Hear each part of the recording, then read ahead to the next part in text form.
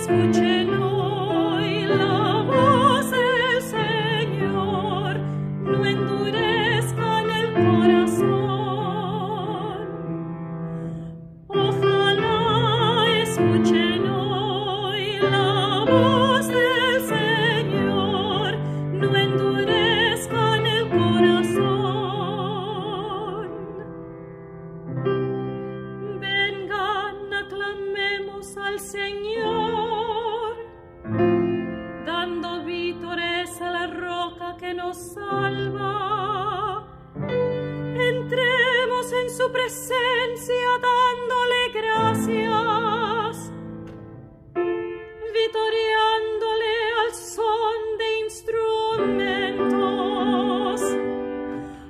Ojalá escuchen hoy la voz del Señor, no endurezcan el corazón.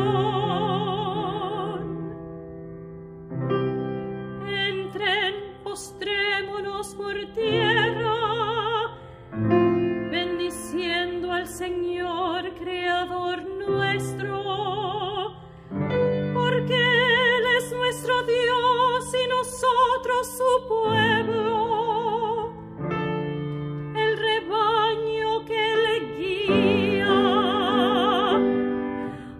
Ojalá escuchen hoy la voz del Señor, no endurezcan el corazón. Ojalá escuchen hoy su voz, no endurezcan el corazón como en Meribá, como el día de Masá en el desierto, cuando los padres de ustedes se pusieron a prueba